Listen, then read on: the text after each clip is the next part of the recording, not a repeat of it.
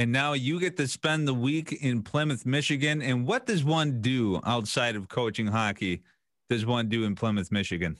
Well, they have us in a bubble. So with the hotel is right across the parking lot from the rink. So we're basically hotel and rink only, which is fine. And we're keeping busy with the players and the basketball game that they were able to watch last night, and all the meals are coming in. So it's been good. You know, we're getting to know these guys a little bit. We had a practice yesterday, and we're back at it here again in about an hour. Now we're on the ice again. And, you know, obviously you've seen a lot of these players already during the course of the season. This is your first time kind of maybe, as you mentioned, getting to know them a little bit, talk to them a little bit about that. What are some of the players that are really sticking out to you that maybe, you know, you only saw? It's like, hey, I would like to know that player a little bit better. And you've had a chance to connect with them a couple of times over the last 24 or 48 hours.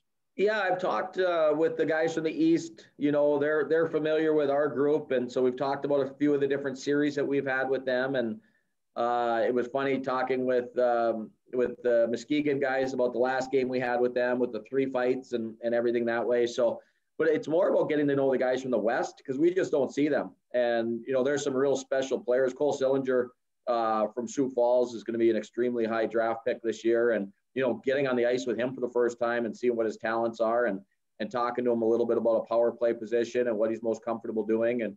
And so it's a little bit more learning about the guys from the West than it is the guys from the East that I'm familiar with. And do you have other coaches from the West that can kind of, you know, give you a little bit of insight on how they use some of those guys in the lineup? Because obviously, like you mentioned, you've seen the guys from the East ad nauseum at this point. Do you have coaches from the West kind of guiding you a little bit? Yeah, Pierre Lamoureux is on the staff, and he's the head coach in Fargo. So he and I talked for about the last month leading up to the game here about these players, and then I talked to every coach from the West as well, just to get a little bit of personality and what I should be looking for with some of these guys as I try to get to know them. And, you know, all-star games, obviously always, you know, fun and pageantry and things that go along with this. But in this format, you'll be playing against the U18 squad that obviously have played with each other, not just this season, but also for the most part last season as well.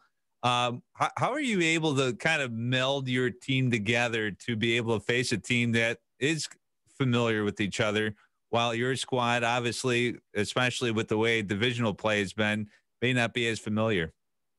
Well, I think that's kind of our goal is to build it as a real game for our guys, and understanding there's going to be 90 some NHL scouts here for them, you know, to play in front of and showcase their abilities that way. But they're also trying to make an impression on USA Hockey to get invited to the World Junior Summer Camp next year, which is where a big part of their selection process goes into picking the World Junior team that'll play at Christmas every year. So there's a lot on the line for them to make a great impression.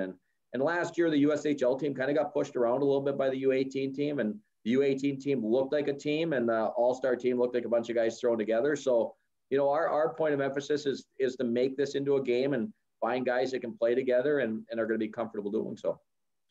And as you prepare, do you kind of insert your own offense or your own strategies in there, or is it kind of a meld of your coaching staffs? Yeah, I think we're living by a lot of the same principles that we would do in Green Bay. I think Pierre's and I think the game very similar. So we want to, you know, make sure that we're using the talent we have, and we've got a great skating group, and we're going to be able to put a lot of pressure on that U.S. team. So I would say Pierre and I are on the same page on how we really want to approach this. And you mentioned 90 NHL scouts, obviously a lot of eyes on it. It'll be a nationally televised game as well as it'll be on the NHL network, I believe.